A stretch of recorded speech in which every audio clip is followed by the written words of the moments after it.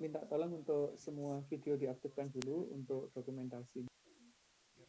Biar nanti kalau direkam di foto hasilnya bagus.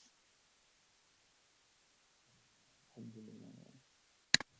Yang nomor kedua.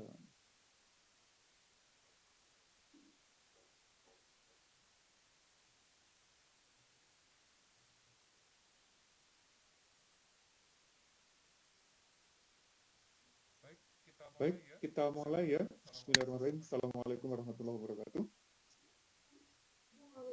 Waalaikumsalam warahmatullahi wabarakatuh. Semua ya untuk hari ini. Alhamdulillah kita bisa ketemu lagi untuk proses pembelajaran di pertemuan yang kedua. Sebentar, ada yang gabung di pertemuan kedua hari ini. Insya Allah bertepatan dengan tanggal 8 Zulhijjah, terus besok 9 Zulhijjah. Oh iya ya. Dari Arafah. Usahakan untuk puasa ya besok bagi yang tidak berhalangan. Sebelum saya lanjutkan pertemuan hari ini, ada masalah nggak terkait dengan tugas yang di pertemuan pertama?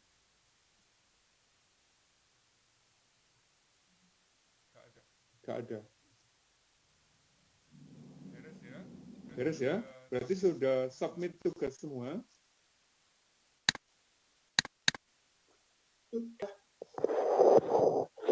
Sudah, alhamdulillah. Benar. Sambil saya cek untuk kehadirannya, tadi belum dibuka filenya. Adinda Hasna. Saya Miss. Ada ya? Mister. Ya? Afrianto. Hadir, Mister. Aiman Naufal. Hadir, Mister. Alfi Lutfia.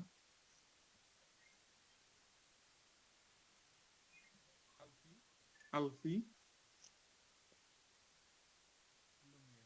Belum ya? Aprita. Saya Mister. Bella. Saya Mister. Sebentar. Calvin. Hadir, Mister. Cantika. Saya Mister. Devi Kalista. Hadir Mister. Dewanti. Hadir. Elvaras. Hadir. Faiza Ali. Hadir Mister. Faiza Maharani.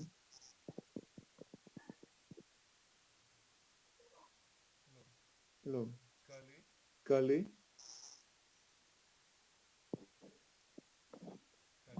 Gale. Ada ya? Belum bicara. Gladys. Hadir. Kalisha. Oh, kali hadir, Mister. Kenapa? Kali hadir. Gale hadir ya? Bentar. Kalisha. Hadir. Abian. Hadir. Aldis. Hadir. Irfan. Hadir. Nazira. Hadir. Nathan. Hadir, Mister. Naufal. Hadir. Raditya. Hadir. Randika. Hadir, Mister. Rifki. Hadir. Salman. Salman Al-Farisi. Hadir, Mister. Hadir, oke. Sicilia. Hadir Mister. Tiara. Hadir Mister. Widya. Saya Mister. Yasmin. Hadir Mister. Yoga. Hadir. Satria. Hadir, Mister. Oke. Alfi sudah masuk? Belum ya. Pak Iza Maharani? Oke. Berarti ada 2 yang belum gabung pas berarti. Baik, anak-anak kalau untuk ini Alfi baru masuk. Ini Alfi sebentar, Alfi baru gabung.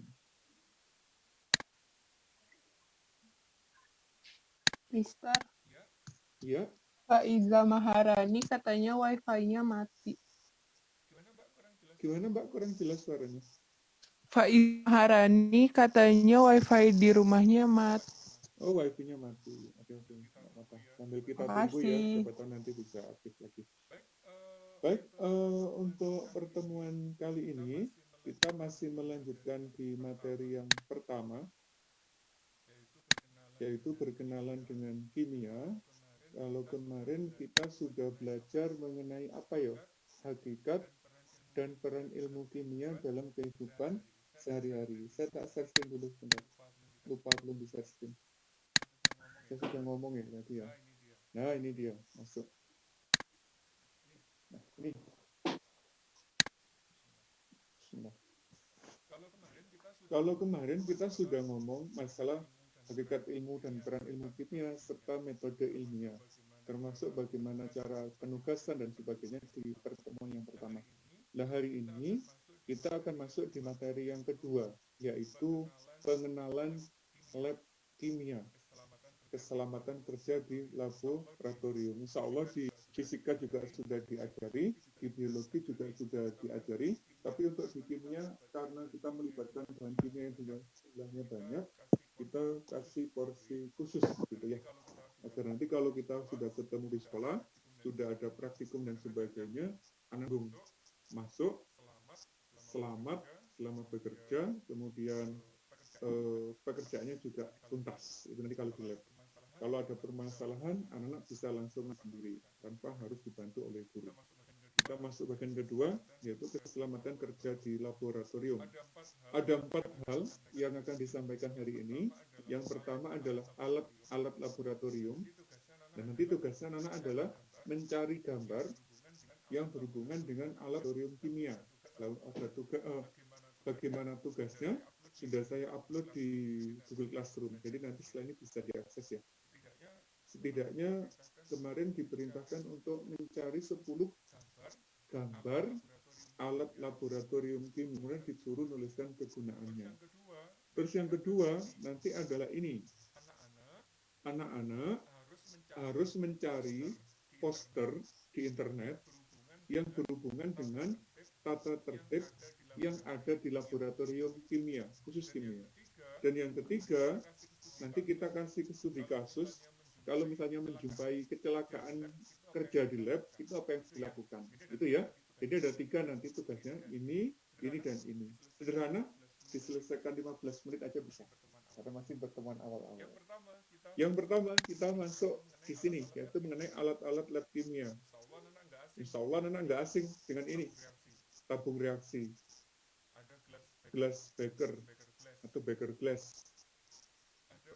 Ada pipet tetes, ada gelas ukur, ada labu ukur pengadu dan sebagainya. Kalau kita hitung jumlah alat lab itu lebih dari 500 macam alat yang kita gunakan. Tapi kalau untuk di sekolah ya nggak sebanyak itu, gitu ya. Ada yang terbuat dari plastik dan sebagainya. Jadi macam-macam. Nah, ini untuk alat-alat. Jadi mencari gambarnya. Terus diletakkan di sampingnya kegunaannya, gitu ya. Gampang ya?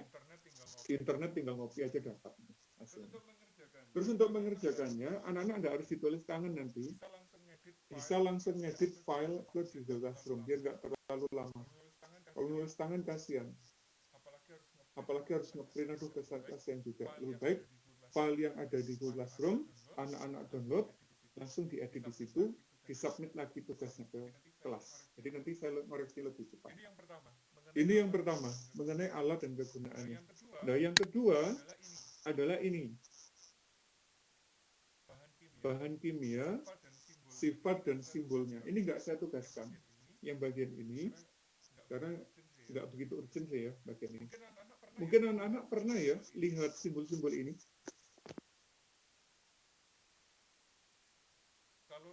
Kalau nonton film Hollywood, pasti pernah atau melihat simbol-simbol kayak begini. Terutama yang ini. Radio aktif. Film-film yang berhubungan dengan militer, berhubungan dengan instalasi nuklir dan sebagainya, di tembok atau background film itu pasti ada simbol ini. Artinya yang digunakan adalah zat radioaktif. Kalau ini anak-anak pasti sering lihat. Di mana? Flammable. Zat yang mudah terbakar. Waktu mau kerja atau berangkat sekolah itu, saya sering lihat itu, Mas. Gimana? Di truknya Pertamina. Itu pasti ada logo itu, ada simbol itu. Dia membawa bahan bakar yang mudah terbakar. Jadi nanti bahan yang dibawa diusahakan tidak kontak dengan api. Tidak boleh kena tekanan tinggi, karena itu bisa meledak. Ini pernah lihat? Ada di mana simbol itu?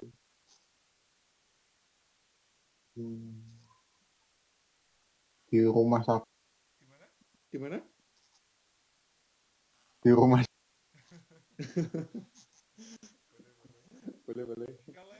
Kalau yang orang tuanya petani atau yang di rumah beli pestisida atau herbisida atau insektisida, kalau lihat kemasannya pasti ada logo ini. Jadi zatnya itu adalah obat luar, sifatnya beracun, tidak boleh masuk ke sistem pencernaan manusia karena sifatnya sangat beracun. Itu ya, terkait dengan pengenalan simbol-simbol. Kalau yang ini enggak, ini pengoksidasi, ini khusus di lab, enggak ditaruh di tempat umum. Kalau yang eksplosif itu biasanya ditaruh di mana ya kemarin ya? Di tabung gas oksigen di rumah sakit. Itu ada logo ininya juga, karena gas oksigen di rumah sakit itu juga rawan meledak. Selain 6 simbol awal, itu juga ada simbol ini, ada yang korosif, ada yang menyebabkan iritasi, ada yang berbahaya bagi lingkungan. Nah ini misalnya asam sulfat, asam nitrat, asam klorida, pengisi aki itu bisa disimbolkan dengan ini karena dia menyebabkan sifat korosif. Itu ya. Ini enggak begitu urgent. Nah, yang ini yang paling penting nanti waktu sampai menghadapi kasus, bagaimana kalau ada zat kimia itu tumpah di lab, apa yang harus dilakukan? Karena kalau kita salah menangani, nanti dampaknya akan fatal. Misalnya sifatnya asam, bagaimana cara menanganinya? Kalau sifatnya basah, bagaimana cara menanganinya? Itu ada semua, ada ketentuannya. Misalnya ini, fine chemicals itu artinya adalah bahan-bahan yang tidak begitu berbahaya. Kalau bahannya tidak begitu berbahaya, nanti kita bisa membuangnya langsung di wastafel lab tanpa harus perlakuan khusus karena itu sifatnya aman. Tapi kalau yang sifatnya asam dan basa, ini dan ini, kalau tiba-tiba sampai buang di wastafel, itu dampaknya luar biasa. Jika pipanya itu terbuat dari besi, nanti pipanya bisa berkarat. Dari asam basa itu adalah korosif. Jadi nggak boleh langsung dibuang ke wastafel, tapi harus ada perlakuan khusus. Misalnya ini, kalau basah harus dinetralkan dengan asam. Kalau asam harus dinetralkan dengan basa. Ditambah air dalam jumlah yang banyak baru boleh dibuang di wastafel. Nah, yang rawan sekali adalah ini dan Mas ya, yaitu bahan yang mengandung merkuri. Merkuri itu raksa. Terutama kalau anak-anak praktikum menggunakan termometer, itu kalau pecah, kalau isinya merkuri, cara penanganannya harus hati-hati. Nggak boleh disentuh langsung. Kalau disentuh langsung, merkurinya itu bisa masuk melalui pori-pori kulit. Kalau masuk ke dalam tubuh, dia nggak bisa diambil, karena akan menyebar ke seluruh tubuh. Dan nanti dampaknya adalah pemicu terjadinya kanker kulit yang sangat luar biasa. Jadi hati-hati kalau ada merkuri pecah, usahakan jangan ditangani sendiri, mintalah bantuan gurunya, karena gurunya yang lebih paham bagaimana cara menangani merkuri ini. Nah, saya pernah ada kejadian waktu masih kuliah, kejadiannya ini fatal, 2 kali saya kecelakaan di lab. Yang pertama itu saat saya bekerja menggunakan asam sulfat pekat. Asam sulfat pekat itu kadarnya sekitar 98%. Kalau dibuka, itu ada asapnya. Baunya menyengat, bisa membuat pusing. Lah waktu itu, rakumnya harus menggunakan asam sulfat pekat dengan volume sekitar 5 mili. Jadi lumayan banyak ya. Asam sulfat karena sifatnya korosif dan pekat, itu wajib disimpan di lemari asam. Waktu itu saya ngambil sebanyak 5 mili, saya taruh di dalam tabung reaksi. Sengaja, saya kesandung, nggak tahu kesandung kakinya meja atau apa, itu jatuh. Tabung reaksinya jatuh, pecah, dan sebagian asam sulfat itu mengenai sepatu saya. Sepatu saya langsung. Itu waktu saya masih kuliah. Jadi benar-benar terjadi. Kalau ketemu sinyal berbahaya, tolong hati-hati. Yang kedua, saat saya melakukan praktikum mengenai sifat logam. Salah satunya adalah logam yang tidak boleh bersentuhan dengan air, yaitu logam golongan 1, natrium, kalium, dan sebagainya. Jangankan bersentuhan dengan air langsung, dengan uapnya saja, itu dia sudah bisa terbakar. Itu ya, saking berbahayanya logam ini. Nah, waktu itu, praktikumnya menggunakan logam kalium. Logam kalium itu lunak, mengkilat, warnanya kayak perak. Dia tidak boleh tersentuh air atau kena uap air. Jadi nyimpennya itu di dalam minyak tanah. Waktu saya ngambil, sama dosennya dipesan, hati-hati ya mas, karena ini barangnya mudah terbakar. Harus dilapisan tisu. Terus saya ngambilnya juga sudah pakai tisu, tapi nggak tahu di tangan saya ternyata ada keringatnya. Nah karena keringat itu juga mengandung air, merembes ke tisu, akhirnya logam itu terbakar di tangan saya. Karena kaget, saya lempar kena baju. Jadi jas lab saya itu sampai sekarang ada bekasnya. Hitam itu bekas kebakaran akibat logam kalium. Nah gitu. Jadi kalau pas kita praktikum, nanti tolong hati-hati. Bagaimana cara menanganinya. Gitu ya. Ini di bagian penanganan sampah dan limbah serta keadaan darurat di laboratorium. Kalau ada kebakaran, misalkan nggak sengaja ya, kayak kemarin di SMA itu, saya praktikum di belakang sama anak-anak persiapan praktikumnya, itu spiritusnya tumpah, langsung kebakar. Jadi bagaimana cara menangani kebakaran, itu ada. Di lab kimia ada tabung pemadam apinya. Jadi kalau ada kebakaran sewaktu-waktu, kita bisa segera menanganinya. Usahakan nggak gugup ya kalau hal kayak begini. Kalau gugup berbahaya sekali. Nah, cukup wes. Nah ini sekarang yaitu masalah petunjuk dan larangan di laboratorium atau tata tertib penggunaan lab. Yang paling penting ini loh Mbak. Ya, terutama di lab kimia.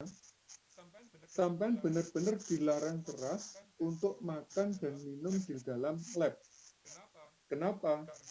Karena di lab itu kita menyimpan zat kimia yang jumlahnya banyak, sifatnya yang bermacam-macam.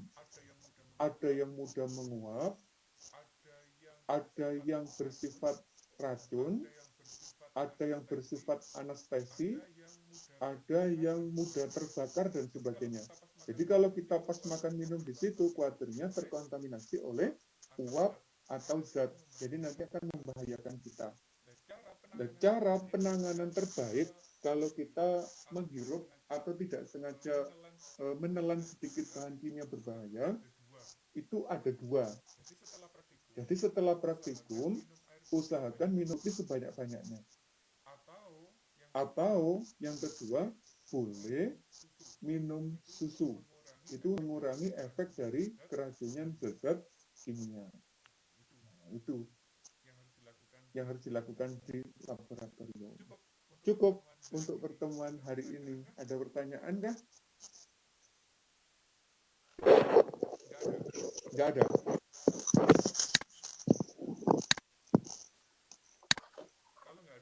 Kalau nggak ada, selesai. Anak-anak langsung bisa Google Classroom, segera diselesaikan, karena butuh waktu sekitar 10-15 menit. Ini Faiza baru masuk. Saya masukkan dulu ya.